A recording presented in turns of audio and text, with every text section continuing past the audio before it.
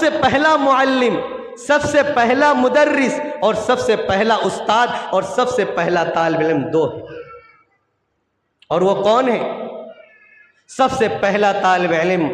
حضرت آدم علی نبینا علیہ الصلاۃ والسلام، یہ سب سے پہلا طالب علم ہے جس کو اللہ نے علم سکھایا، جس کو اللہ نے دنیا کا علم دیا۔ اللہ نے دنیا کے اندر انسانوں کو چلنے کا، دنیا کے اندر انسان کیسے کھیتی کرے گا، کیسے اپنی زندگی گزارے گا، ساری چیزوں کا علم اللہ نے خود پڑھا کر کے دیا ہے۔ سب سے پہلا معلم، سب سے پہلا استاد اللہ، اور اس کا دوسرا جو سب سے پہلا شاگرد بنا وہ حضرت آدم علیہ السلام بنا۔ حضرات محترم، سامعین اکرام، میرے بڑے بزرگوں، نوجوان ساتھیوں اور ہمارے مسلمان کی پیاری ماں اور بہنوں اور اسلام کے شہزادیوں، اللہ تبارک و تعالی نے اس دنیا کے اندر انسان کو جب بنایا، انسان کو جب پیدا فرمایا، اللہ تعالیٰ نے انسان کو پیدا کرنے کے ساتھ ساتھ ان کو علم و حکمت عطا فرمائی، ان کو سوچنے اور سمجھنے کا اور فیصلہ لینے کا اللہ نے ان کے اندر ایک مادہ بنایا، ایک جذبہ بنایا۔ اللہ نے ہر انسان کے اندر اتنی صلاحیت عطا فرما دی کہ وہ آدمی چاہے دیکھ کر ہو یا سن کر ہو یا پکڑ کر اس چیز کے بارے میں وہ فیصلہ لے سکتا ہے۔ ہر آدمی کو تکوینی علم عطا فرمایا، ایک علمی مادہ عطا فرمایا، اور جب آدمی پیدا ہوتا ہے تو اس کے اندر اتنی صلاحیت نہیں رہتی کہ وہ اچھے اور برے کی تمیز کر سکتا ہے۔ کوئی بھی آدمی دنیا کے اندر ماں کے پیٹ سے سیکھ کر نہیں آتا۔ ہر آدمی کو، چاہے وہ انبیاء ہو، اولیاء ہو، صلحاء ہو، فقہاء ہو، چاہے وہ دنیا کے امیر ہو، غریب ہو، فقیر ہو، ہر آدمی کو اس دنیا کے اندر آ کر سیکھنا پڑتا ہے۔ کوئی بھی آدمی ماں کے پیٹ سے سیکھ کر نہیں آتا۔ اس لیے اللہ تبارک و تعالی نے اس علم کی فضیلت کو بیان فرمایا۔ اس سیکھنے کی کوشش کے اندر اللہ نے فرمایا کہ جو قرآن کریم کی، احادیث نبویہ صلی اللہ علیہ وسلم کی ایک چیز کو اگر سیکھنے کی کوشش کرتا ہے، اگر قرآن کریم کی ایک آیت کو سیکھنے کی کوشش کرتا ہے، اللہ کے نبی صلی اللہ علیہ وسلم کی ایک حدیث کو سیکھنے کے لیے اگر وہ سفر کرتا ہے، تو اللہ کے نبی صلی اللہ علیہ وسلم نے فرمایا اتنی بڑی جنت اللہ ان کو عطا فرماتی۔ علم کا بہت اونچا مرتبہ ہے۔ علم کی وجہ سے اللہ نے انسانوں کے درجات کو بلند کر دیا ہے۔ اب علم دو طرح کی ہے، ایک علم اخروی ہے اور ایک علم دنیاوی ہے۔ ایک عزت مال کے طور پر ملتی ہے اور ایک عزت علم کے طور پر ملتی ہے۔ عزتیں بھی دو طرح کی ملتی ہے۔ جو مال سے حاصل ہونے والی عزت ہے وہ صرف دنیا تک محدود رہتی ہے۔ مال جب تک اس کے پاس رہتا ہے عزت بھی اس کے پاس باقی رہتی ہے۔ جس دن مال خالی، عزت خالی۔ لیکن علم کی طور پر جو عزت ملتی ہے وہ دنیا میں بھی باقی رہتی ہے اور آخرت کے اندر بھی باقی رہتی ہے، اور اس عزت کے اندر کبھی زوال نہیں آتا جو علم کے طور پر جو عزت ملتی ہے۔ اب علم کی دو قسمیں بیان کی ہیں، ایک دنیاوی علم، ایک اخروی علم۔ ایک اللہ اور اس کے رسول صلی اللہ علیہ وسلم کا علم، اور ایک علم دنیا کا علم جس سے ہم ڈاکٹر بنتے ہیں، انجینئر بنتے ہیں، ماسٹر بنتے ہیں، پروفیسر بنتے ہیں، پرائم منسٹر یہ دنیاوی علم ہے۔ اس علم کو حاصل کرنے کے لیے اگر آپ محنت کرتے ہیں تو آپ دنیا کے اندر اچھی ڈگری حاصل کر سکتے ہیں، اچھی نوکری کر سکتے ہیں، اچھی جاب کر سکتے ہیں، اچھے پیسے کما سکتے ہیں۔ لیکن جو دینی علم ہے اس علم کے اندر اللہ کے نبی نے فرمایا کہ دنیا کا جو علم ہے وہ دنیا کے اندر آپ عزت کما کر کے اپنی زندگی کو صحیح طور پر گزار سکتے ہیں جب تک آپ کی آنکھیں کھلی رہے گی۔ دنیا کے اندر دنیا کے علم سے آپ کو عزت ملتی رہے گی، آپ اچھے پیسے بھی کما لیں گے، لیکن جو آخرت کا علم ہے، جو اخروی علم ہے، یہ علم وہ علم ہے جو دنیا کے اندر بھی عزت کا مقام رکھتا ہے اور آخرت کے اندر بھی عزت و مقام رکھتا ہے۔ لیکن اس علم کے طور پر ہماری نگاہیں بہت کم رہتی ہیں۔ ہم اس دنیا کے علم کے پیچھے، علم دونوں حاصل کرنا ہے، علم حاصل کرنا منع نہیں ہے، لیکن ایک دنیا کا علم ہے وہ مقصد زندگی نہیں ہے، وہ ذریعہ معاش ہے، اور مقصد زندگی کے لیے جو علم حاصل کرنا ہے وہ دین کا علم ہے۔ دین کے علم سے اگر دنیا کے علم کو حاصل کریں گے تو ہمیں دو کامیابی ملے گی، لیکن اگر ایک ہی علم پر ہم فوکس کریں گے، ایک ہی علم کو اگر ہم حاصل کرنے کے لیے رات و دن کی محنت کریں گے تو صرف ایک ہی جگہ ہمیں عزت مل سکتی ہے، آخرت کے اندر اس کا کوئی مرتبہ نہیں، کوئی مقام نہیں۔ یہ دنیا کا علم صرف ہماری زندگی تک ساتھ رہنے والی ہے، جب تک ہماری سانسیں چلتی رہے گی یہ دنیا کا علم ہمارے ساتھ، لیکن آخرت کا علم، علم نبوی، جو اللہ اور اس کے رسول صلی اللہ علیہ وسلم نے جو علم دیا ہے، اسلام کا علم، دین کا علم، یہ دنیا میں بھی ساتھ رہنے والی اور قبر میں بھی ساتھ رہنے والی، یہاں تک کہ آخرت کے اندر بھی یہ کام آنے والے علم۔ یہ علم ہمارا کبھی پیچھا نہیں چھوڑتا، لیکن ہمارے ذہن یہ بن گئے کہ اگر ہم اس کو، اپنے بیٹے کو حافظ بنائیں گے، عالم بنائیں گے، قاری بنائیں گے، ایک چھوٹا سا نوکری کرے گا، 10,000 روپے کمائے گا، 15,000 روپے کمائے گا، اس کی کوئی ویلو نہیں ہے، اب اپنی بیوی بچوں کو کیسے پالے گا، پوسے گا۔ لیکن دنیا کی نگاہ میں ان کے کمائی بہت مختصر ہے۔ اللہ کے نبی صلی اللہ علیہ وسلم نے فرمایا کہ اللہ کے نزدیک سب سے بڑا اگر کمائی کا کوئی ذریعہ ہے تو یہ علماء ہے، یہ حفاظ ہے، یہ عالم ہے، یہ عابد ہے، کیونکہ ان کا وہ مقام و مرتبہ ہے، ان کا وہ مقام ہے کہ بڑے سے بڑے بادشاہوں کو ان کے سامنے جھکنا پڑتا ہے۔ بادشاہ جو ہے وہ لوگوں کی جانوں پر حکومت کرتے ہیں، لیکن ایک علماء، ایک حفاظ، ایک قاری، ایک عالم، وہ انسانوں کے دلوں پر حکمرانی کرتا ہے، انسان کے دل ان کی طرف مائل ہوتے ہیں۔ ایک انسان، ایک بادشاہ ہے، بڑے بادشاہ پوری دنیا پر حکومت کرنے والے، لیکن اس کے سامنے ایک چھوٹا سا عالم، ایک امام ہوتا ہے تو ان کے اشارے پر ان کو نماز پڑھنی پڑتی ہے، جیسا وہ جھکتا ہے، جیسا وہ رکوع کرتا ہے، ایسے ان کو اشارے پر کرتا ہے۔ تو یہ جو علم ہے یہ اللہ کے نبی صلی اللہ علیہ وسلم کی وراثت ہے۔ العلماء ورثۃ الانبیاء۔ علم کے بارے میں آج ہمیں اس لیے کہنا پڑتا ہے کیونکہ ہمارے معاشرے کے اندر اب ہم علم سے دور ہوتے جا رہے ہیں اور دنیا کے قریب ہوتے جا رہے ہیں۔ نہ ہم دین کا علم حاصل کرتے ہیں، نہ دنیا کا علم حاصل کرتے ہیں، تھوڑا بہت اپنے بچوں کو پڑھاتے ہیں پھر کام میں لگا دیتے ہیں۔ آج ہمارے مسلمان کے بچے نہ اچھے آفیسر بنتے، نہ اچھے ڈاکٹر بنتے، نہ اچھے کامیاب عالم علماء بنتے۔ اب جو ہی زمانہ گزرتا جا رہا ہے ہمارے اندر دین کا علم کم ہوتا جا رہا ہے اور دنیا کا علم بھی کم ہوتا جا رہا ہے۔ ہم علم سے، علوم سے ہم پیچھے ہٹتے جا رہے ہیں، صرف اپنی زندگی کو، اپنے جو انسان، عام انسان زندگی گزارتا ہے ایک جانوروں کی، اس کی زندگی گزارنے کے لیے ہم پیسے کے پیچھے اب بھاگتے جا رہے ہیں۔ اس لیے اللہ قرآن کے اندر فرماتا ہے هل أتى على الإنسان حين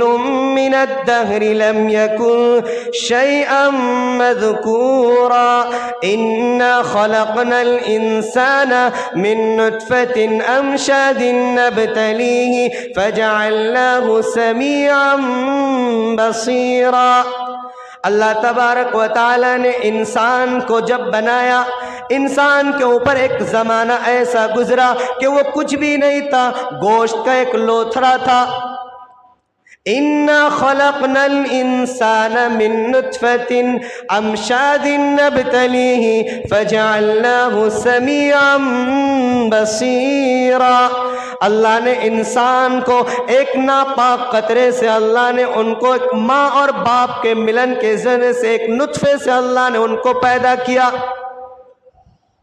اللہ کی نزدیک انسان اپنی حیثیت کو اگر پہچاننے لگے تو انسان کی کوئی حیثیت نہیں۔ ایک ایسے قطرے سے ہم پیدا ہوئے جس کو والدین بھی بولنا اپنی زبان پر ناگواری محسوس کرتا ہے، کسی کے سامنے بیان کرنا گھن محسوس کرتا ہے۔ ایسے چیزوں سے اللہ نے ہمیں پیدا کیا، لیکن اللہ نے جو پیدا کیا، جو سسٹم بنایا، اس کا طریقہ الگ تھا۔ اللہ نے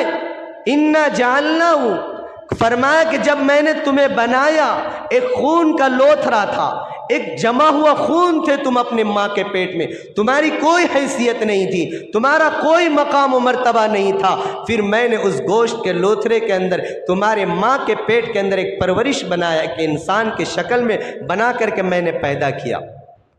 اب جب میں پیدا تمہیں کر دیا، اب تمہیں دنیا کا کوئی بھی علم نہیں تھا،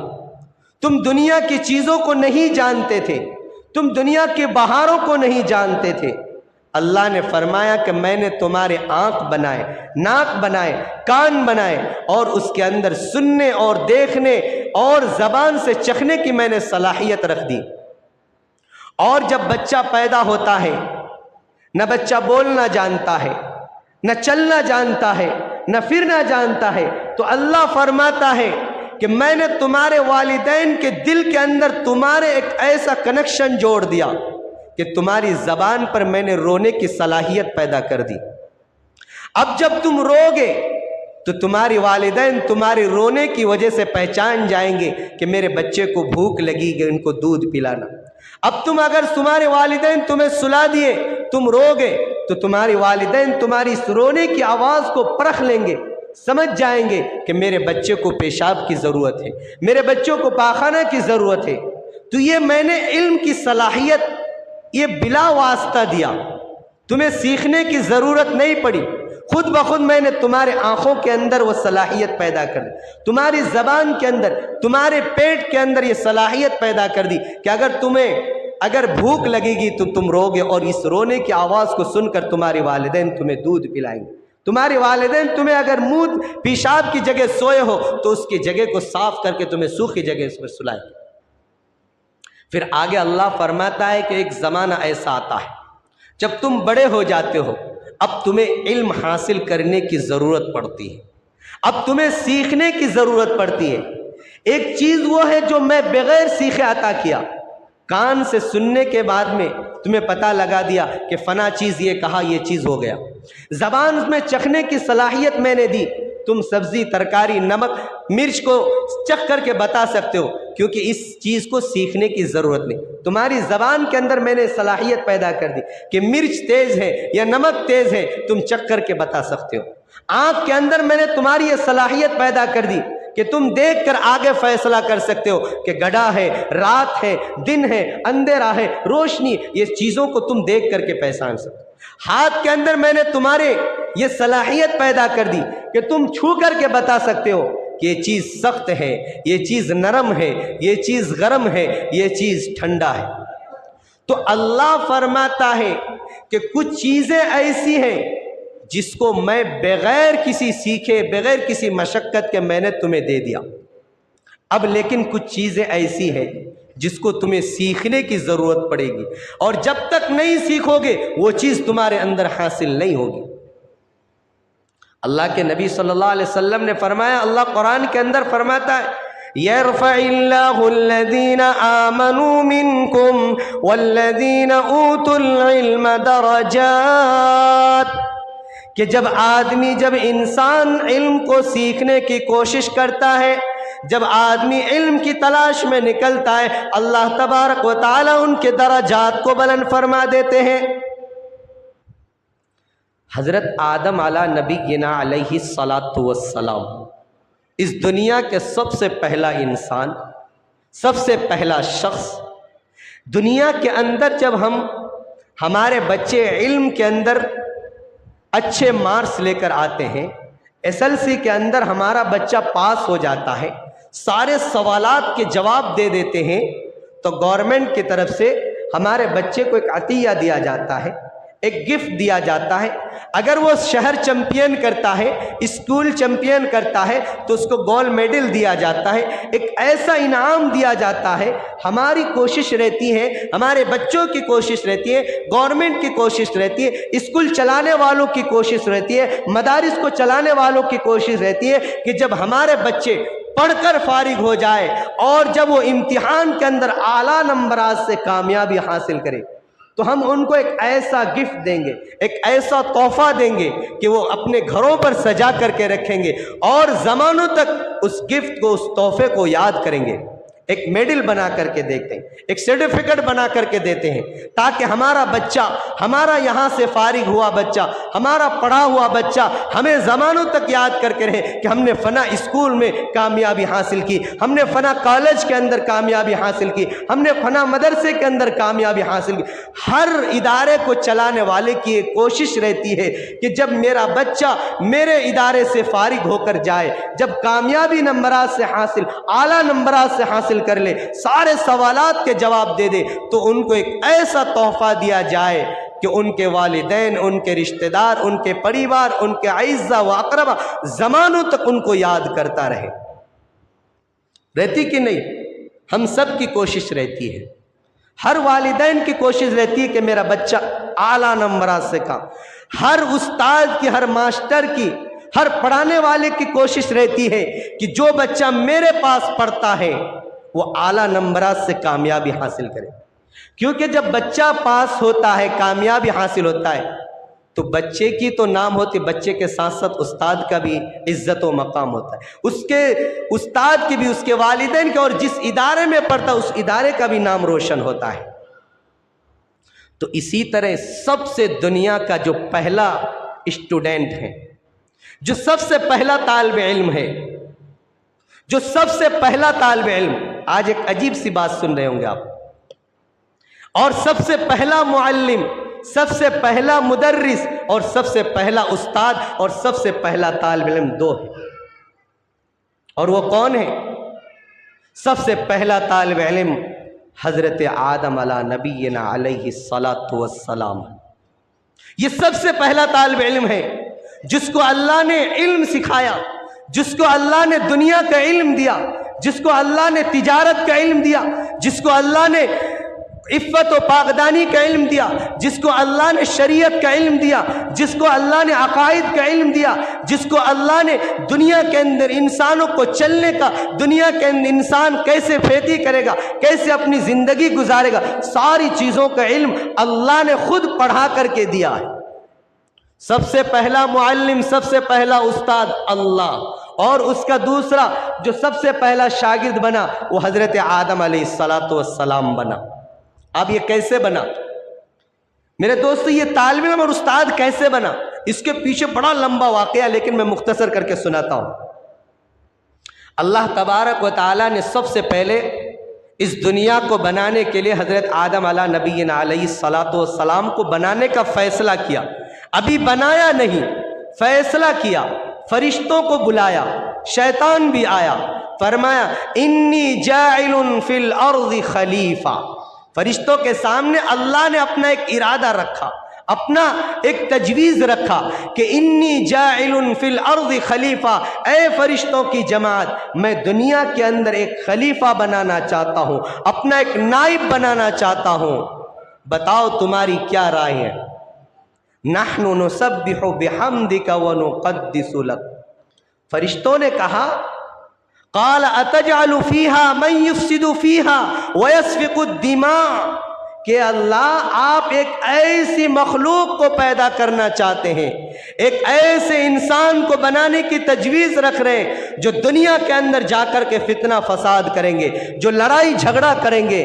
नहनु नुसब्बिहु बिहम्दिका व नुक़द्दिसु लक, क्या हम नहीं आपकी पाकी बयान करने के लिए, क्या हम नहीं आपकी इबादत करने के लिए, क्या हम नहीं आपकी तस्बीह और तहलील बयान करने के लिए, फिर आपको क्या चीज़ ज़रूरत पड़ गई कि एक ऐसी मखलूक को पैदा करना चाहते हैं जो फितना फैलाएंगे, जो फसाद करेंगे, जो लड़ाई करेंगे, आपस में लड़ेंगे, गाली गलौज करेंगे, ऐसे इंसान को पैदा करने की क्या ज़रूरत है। अल्लाह तबारक व ताला ने फरमाया, अच्छा ऐसी बात है, तुम मेरे उस खलीफे के ऊपर एतराज़ात करते हो। अल्लाह तबारक व ताला ने हज़रत आदम अला नबीना अलैहिस्सलातु वस्सलाम को तैयार करके फ़रिश्तों को बुलाया। वअल्लम आदमल अस्माअ कुल्लहा सुम्मा अरज़हुम अलल मलाइका, सारी चीज़ों का इल्म अल्लाह ने हज़रत आदम अलैहिस्सलातु वस्सलाम को पढ़ा दिया, सिखा दिया। अब फरिश्तों को कहा, अय फरिश्तों आ जाओ, अब तुम्हारा और मेरे खलीफा का इम्तिहान होगा कि तुम मेरे मदरसे में कामयाबी हासिल किए या मैं जिसको बनाया वो कामयाबी हासिल किए। फरिश्तों को बुलाया, फरमाया कि बताओ दुनिया के अंदर जो खेती होती है, जो अनाज उगता है, जो धान चावल होते हैं, उससे क्या फ़ायदे होते हैं। फरिश्तों को क्या मालूम, वो खाने से पाक, पीने से पाक, बीवी बच्चों से पाक, सारी ख्वाहिशात से पाक। फरमाया वअल्लम आदमल अस्मा, अल्लाह तबारक व तआला ने हज़रत आदम अलैहिस्सलातु वस्सलाम को फरमाया, जब फरिश्तों की जमात आ गई, फरिश्ते ने कहा,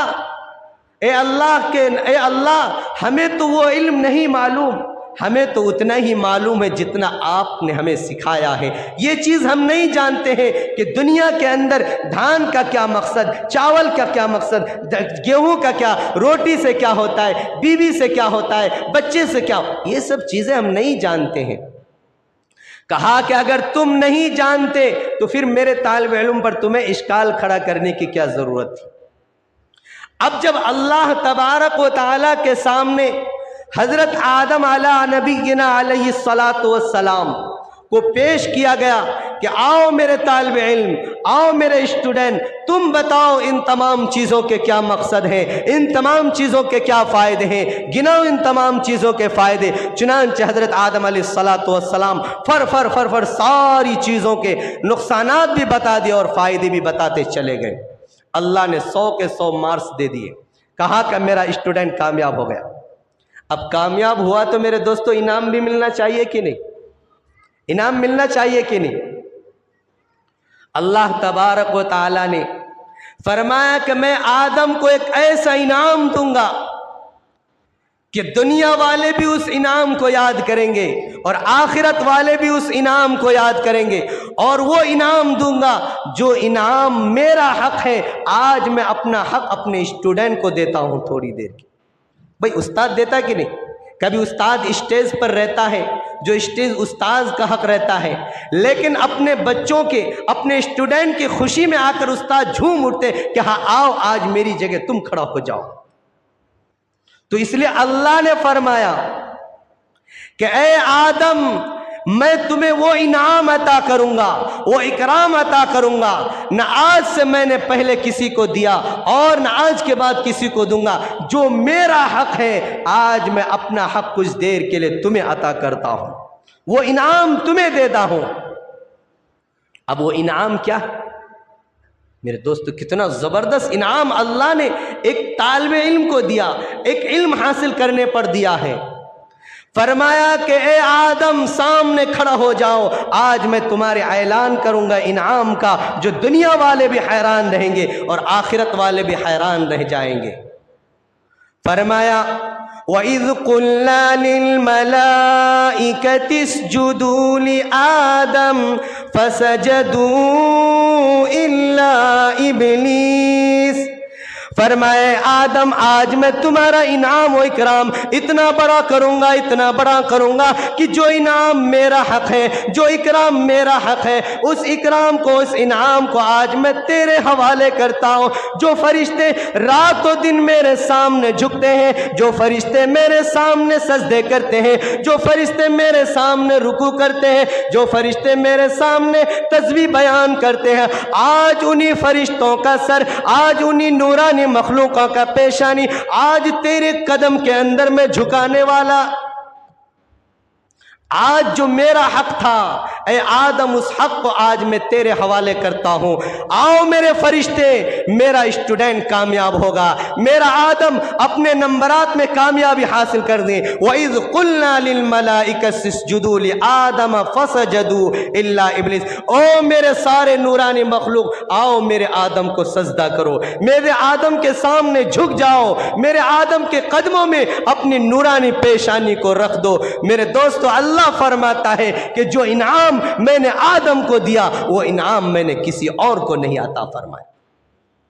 भाई सजदा करना, झुकना, पेशानी झुकाना किसका हक है? अल्लाह का हक है। अल्लाह फरमाता है कि ये पेशानी सिर्फ मेरे अलावा और किसी के सामने नहीं झुकना चाहिए, लेकिन आज मेरा स्टूडेंट कामयाब हुआ, इसलिए आज ये पेशानी जो मेरे सामने झुक रहा था आज मेरे स्टूडेंट के सामने भी झुकना पड़ेगा। चुनांचे जब अल्लाह ने फरिश्तों को हुक्म दिया आओ मेरे आदम को सजदा करो, तो सबसे पहले हजरत इसराफिल अलैहिस्सलातु वस्सलाम दौड़े और भागते हुए हजरत आदम अलैहिस्सलातु वस्सलाम के कदमों में झुक गए और सजदा किया। जो सबसे पहले एक आलिम की, एक इल्म हासिल करने वाले की इज्जत करता है, एक इमामों की इज्जत करता है, क्योंकि पूरी दुनिया का इमाम बनाया अल्लाह ने हजरत आदम को, पूरी दुनिया का खलीफा बनाया। जब इसराफिल अलैहिस्सलातु वस्सलाम सबसे पहले नंबर पर हजरत आदम के कदमों में झुका और दूसरे नंबर पर हजरत जिब्राइल अलैहिस्सलातु वस्सलाम ने झुका, उसके बाद सारे नूरानी फरिश्तों ने आकर सजदा किया। लेकिन अल्लाह फरमाता है कि दो फरिश्ते जो मेरे हुक्म को सुनते ही फौरन मेरे एक आलिम की, मेरे एक इमाम की, मेरे खलीफे की इज्जत के तौर पर उनके कदमों में झुक गया, तो उनको भी मैं इनाम दूंगा, उनको भी मैं खाली नहीं रखूंगा, उनको भी एजाज दूंगा, उनको भी मकाम और मर्तबा दूंगा और फरिश्तों के सामने उनका भी ऐलान कराऊंगा कि जो सबसे पहला मेरे खलीफा का इकराम करने वाला, मेरे इमाम का इकराम करने वाला, उनको भी मैं इकराम करूंगा आज तुम्हारे सामने में। जब सबसे पहले हजरत इसराफिल अलैहिस्सलातु वस्सलाम झुके तो अल्लाह तबारक व तआला ने इसराफिल अलैहिस्सलातु वस्सलाम को मुखातब करके फरमाया, ऐ इसराफिल, तेरा वो मकाम व मर्तबा होगा कि दुनिया के अंदर न आसमान के अंदर मैं वो मकाम किसी न फरिश्तों को दिया न किसी इंसान को दिया। आज ही मैं एक किताब उतारूंगा जो आखिरी नबी पर उतारूंगा और उस पूरे किताब को मैं तुम्हारी पेशानी पर लिख रहा हूं। पूरे कुरान करीम को हजरत इसराफिल अलैहिस्सलातु वस्सलाम की पेशानी पर अल्लाह ने लिख दिया उस एजाज के तौर पर, क्योंकि पहला इकराम उन्होंने पहला सजदा जो किया था। कहा कि ये वो किताब है और ये उस नबी पर आने वाला किताब है जो नबी किसी की तरफ भी इशारा करेगा उसका इशारा करने में देरी होगी लेकिन मेरी उनको माफ करने की देरी नहीं होगी। ऐसे नबी को जो किताब में देने वाला हूं उस किताब को मैं तुम्हारी पेशानी पर लिख रहा हूं। मेरे दोस्तों, इसलिए हजरात मुफस्सिरीन ने लिखा है कि आज भी जो उलमा की अपने अपने इमामों की जो इज्जत का मकाम करता है, एहतराम करता है, अल्लाह तबारक व तआला उसकी इज्जत के बदले में उसको जन्नत अता फरमाता। और फरमाया, ऐ जिब्राइल, तूने जो मेरे खलीफा का इकराम किया, मैं तमाम फरिश्तों का सरदारी तुम्हें आज से अता करता हूँ, तमाम नूरानी फरिश्तों का सरदार तुम्हें मुकर्रर करता हूँ और तमाम अंबियाओं का कासिद तुम्हें बनाता हूँ। हर अंबिया के पास अब अगर कोई वही पहुँचाने वाला होगा तो हज़रत जिब्राइल अलैहिस्सलातु वस्सलाम होगा और किसी और फरिश्ते की मजाल नहीं होगी। ये वो मकाम व मर्तबा है इल्म नबवी हादिस करने के लिए। دیکھیں میرا بتانے کا مقصد یہ ہے کہ آج ہم اپنے بچوں کو علم سے تعلیم سے اتنا دور رکھتے ہیں جس کی وجہ سے ہمارے بچوں کے اندر نہ علم کا شوق ہے، نہ والدین کا احترام ہے، نہ والدین کا عزت ہے، کیونکہ اگر علم آئے گا تو اس کے اندر والدین کا احترام بھی آئے گا، اپنے بڑوں کا احترام آئے گا، ان کے اندر بولنے کی صلاحیت پیدا ہوگی کہ ہم بڑوں کے سامنے کس طرح بیان کریں، چھوٹوں کے سامنے ہم کیسے بات کریں، عام انسان کے سامنے کیسے بات کریں، اور ایک معزز انسان کے سامنے۔ ہر چیز اللہ علم کے ذریعے عطا فرماتا ہے، اس لیے فرماتا ہے یرفع اللہ الذین آمنوا منکم والذین اوتوا العلم درجات۔ چاہے دنیا کے اندر کون سا بھی علم حاصل کر لو، اللہ تمہاری درجات کو بلند کرتا ہے۔ دنیا کے اندر دنیاوی علم حاصل کرو گے تو دنیا کے اندر بھی مقام، اور اگر علم حدیث علم نبوی حاصل کرو گے تو دونوں جگہ تمہیں عزت و مقام حاصل ہوگا۔ میرے دوست ایک چھوٹا سا مثال سمجھاتا ہوں میں آپ کو، اس کے بعد میں اپنی بات ختم کرتا ہوں کہ اگر ہم اپنے بچوں کو مثال کے طور پر اپنے بچوں کو ایک اسلامی اسکول میں بھیجتے ہیں، ایک مسلمانوں کے اسکول میں بھیجتے ہیں، یا مدرسے میں بھیجتے ہیں، یا مکتب میں بھیجتے ہیں، ایک چھوٹا سا مثال دے رہا ہوں آپ کو، ایک غیروں کے اسکول میں بھیجتے ہیں، غیر مسلموں کے اسکول میں۔ اب ایک پڑھانے والا جو مسلمان ہوگا اور ایک پڑھانے والا جو غیر مسلم ہوگا، دونوں کا طریقہ الگ ہوگا، دونوں کو سمجھانے کا طریقہ الگ ہوگا۔ مثال کے طور پر ایک غیر مسلم ایک استاد ایک کتے کے بارے میں سمجھائے گا، یہ مثال دے رہا ہوں میں، فرمائے گا کہ بیٹا یہ کتا ہے، بڑا وفادار ہے، اس کے اندر بہت اچھی اچھی صلاحیتیں ہیں، اس کے اندر اپنے مالک کی وفاداری ہے، اس کو اپنے پاس رکھنا چاہیے، اپنے بستر پر سلانا چاہیے، اور یہ رکھتے ہیں۔ غیر مسلم کتے پالتے کہ نہیں، اپنے ساتھ کھلاتے ہیں، اپنے پاس سلاتے ہیں، اپنے پاس رکھتے ہیں۔ وہ بہت ساری فوائد بیان کر کے بچوں کے ذہن کے اندر کتے کی محبت ڈال دیں گے کہ کتے کو ہمیشہ اپنے پاس رکھنا۔ لیکن وہی اگر ایک مسلمان ٹیچر ہوگا، ایک مسلمان استاد ہوگا، وہ کتے کے بارے میں اگر سمجھائے گا، کہے گا بیٹا ٹھیک ہے کتا وفادار ہے، ٹھیک ہے کتا اپنے مالک کی وفاداری کرتا ہے، اس کے اندر بہت ساری صفتیں ہیں، حضرت 10 صفتیں بیان کی ہیں کہ کتے کے اندر 10 ایسی صفتیں ہیں، اگر یہ تمام صفتیں انسان اگر اپنا لے تو وہ ولی اللہ بن جائے گا، وہ بزرگ بن جائے گا۔ یہ صفتیں ہیں، انشاءاللہ کبھی بیان کروں گا اس کے اوپر۔ لیکن وہ مسلمان ٹیچر، وہ مسلمان استاد کتے کے بارے میں یہ ساری چیزیں بیان کر کے آخر میں کہے گا بیٹا یہ کتا تو ضرور وفادار ہے، ضرور اس کے اندر اچھی صفت ہے، لیکن ہے تو یہ ناپاک ہی ہے، یہ ناپاک ہی، نہ اس کو اپنے بستر پہ سلانا ہے، نہ اس کو اپنے پاس رکھنا ہے، نہ اس کو اپنے گود میں بٹھانا ہے، اس کو ہمیشہ اپنے سے دور رکھنا ہے، کیونکہ اللہ کے نبی صلی اللہ علیہ وسلم نے فرمایا کہ کتے کا لعاب جو اتنا ناپاک ہے کہ اگر کتا کسی برتن کے اندر منہ ڈال دے تو اس برتن کو 7 مرتبہ دھونے کا حکم اللہ کے نبی نے دیا کہ 6 مرتبہ پانی سے دھویا جائے اور 1 مرتبہ مٹی سے رگڑ کر کے دھویا جائے، کیونکہ کتے کے لعاب کے اندر ایک ایسی جراثیم ہے کہ اگر اس جراثیم انسان کو لگ جائے تو انسان ہلاکت و برباد کے دہانے پر چل جاتا ہے، انسان کو ایک مہلک بیماری کے اندر مبتلا ہونا پڑتا ہے۔ تو ایک مسلمان کو سمجھانے کا، ایک غیر کو سمجھانے کا، دونوں کا طریقہ الگ ہوگا، تعلیم دونوں دیتے ہیں، لیکن ہمارے جو ہوں گے وہ سمجھائے گا ہمارے طریقے پر، اسلام کے طریقے پر۔ اس لیے میرے مسلمان ماں اور بہنوں اپنے بچوں کو دین کی تعلیم دو، اسلام کی تعلیم دو، اور مسلمانوں کی کالجوں کے اندر یونیورسٹی کے اندر اپنے بچوں کو کوشش کرو، اور ہمارے مسلمان کو چاہیے کہ اپنے بچوں کے لیے، اپنے بچوں کے بھوشیہ کے لیے بڑی بڑی اسکولیں کھولے، کالجوں کھولے اور ہاسپٹلوں کا انتظام کریں۔ ماشاءاللہ ہمارے مسلمان بڑے کامیاب لوگ ہیں، مالدار بھی ہیں، چاہے تو ایک مسلمان ایک کالج چلا سکتا ہے، بشرطے کہ دین کا جذبہ ہو، اپنے بچوں کا مستقبل کا جذبہ ہو۔ اللہ ہمارے اور آپ کو اپنے بچوں کو صحیح تعلیم اور صحیح تربیت دینے کی توفیق عطا فرمائے، آمین، وآخر الدعوانا الحمدللہ۔